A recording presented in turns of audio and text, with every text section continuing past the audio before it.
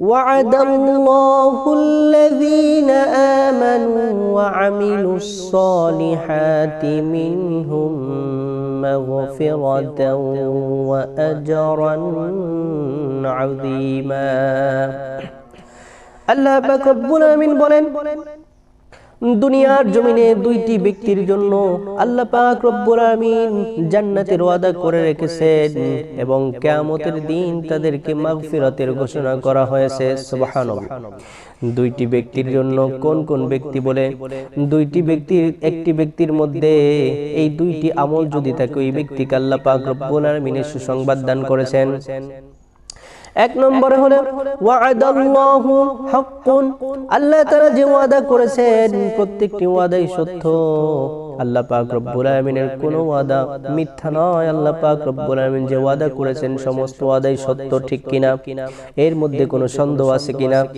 কোনো সন্দেহ নাই। আল্লাহ পাক রব্বুল আমিন যে ওয়াদা করেছেন প্রত্যেকটি ওয়াদাই সত্য। এইজন্য আল্লাহ পাক রব্বুল আমিন জানায় দিয়েছেন। ওয়াদা করলেন কেন? আল্লাহ পাক রব্বুল আমিন ওয়াদা করেছেন এই জন্যই মানুষকে, যাতে মানুষের যেন আল্লাহ পাক রব্বুল আমিনকে বুঝতে সহজ হয়।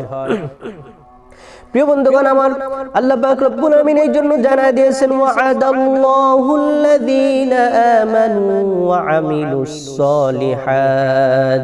এক নম্বর ব্যক্তি হচ্ছে, এক নম্বর গুণ হচ্ছে ওই ব্যক্তির মধ্যে ঈমান থাকতে হবে। আর দ্বিতীয় নম্বর হচ্ছে ওয়া আমিলুস সলিহাত। আর দুই নম্বরে হচ্ছে ওই ব্যক্তিকে নেক আমল করতে হবে, আমলে সালেহ করতে হবে। সিল্লা বলেন সুবহানাল্লাহ। আল্লাহ তাবারক ওয়া তাআলা জানায় দিয়েছেন এই দুইটি কাজ যদি কোনো ব্যক্তি করতে পারে, এক নম্বর হচ্ছে ঈমান আনতে পারে। ঈমান আনতে হবে আল্লাহ পাক রব্বুল আমিনের হুকুম, আল্লাহ পাক রব্বুল আমিনের কথা অনুযায়ী। আল্লাহ পাক রব্বুল আমিন যে বিষয়ের প্রতি ঈমান আনতে বলেছেন ওই বিষয়ের প্রতি আমাদেরকে ঈমান আনতে হবে। আর যে ব্যক্তি পরিপূর্ণ ঈমান আনবে, আর যদি কোনো ব্যক্তি ঈমান আনার পরে মুত্তাকিন হয়ে যায়, মুমিন হয়ে যায়, আল্লাহ পাক রব্বুল আমিন তাকে সঙ্গে সঙ্গে কামিয়াব বলে ঘোষণা দিয়ে দিয়েছেন। সুবহানাল্লাহ।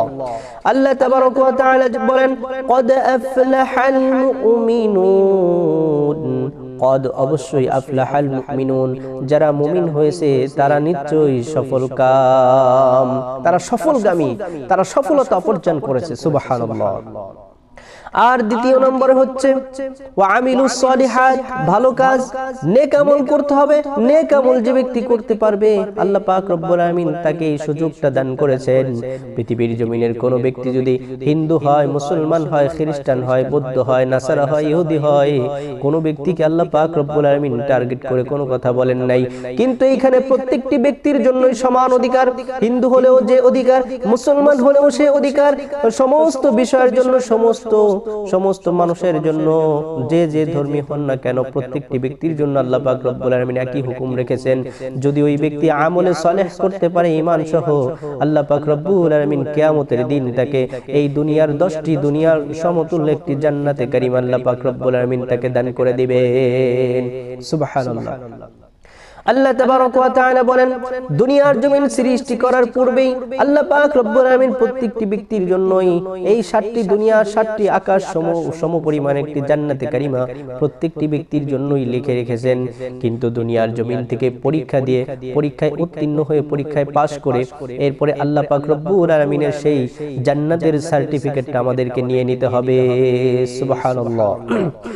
আল্লাহ তাবারক ওয়া তাআলা জানায় দিয়েছেন لا يستوي أصحاب النار وأصحاب الجنة وأصحاب الجنة هم الفائزون।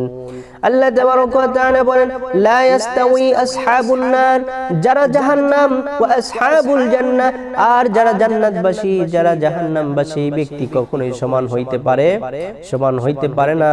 লা ইয়াস্তাউই আসহাবুন নারি ওয়া আসহাবুল জান্নাহ ওয়া আসহাবুল জান্নাতি হুমুল ফাইজুন।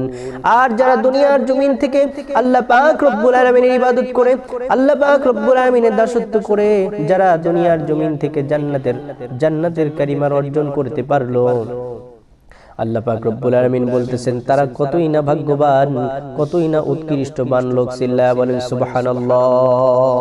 এই জন্য আমাদেরকে উদ্দেশ্য থাকতে হবে আল্লাহ পাক রব্বুল আলামিনের দুনিয়ার জমিন থেকে ইবাদত করে এরপরে আমাদেরকে জান্নাতে কারিমা, জান্নাতের হাসিল করতে হবে, জান্নাতের দরজার দিকে দৌড়াতে হবে।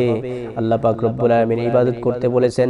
রব্বুল আলামিন বলেন ওয়ামা খালাকাতুল জিন্না ওয়াল ইনসা ইল্লা লিয়াবুদুন।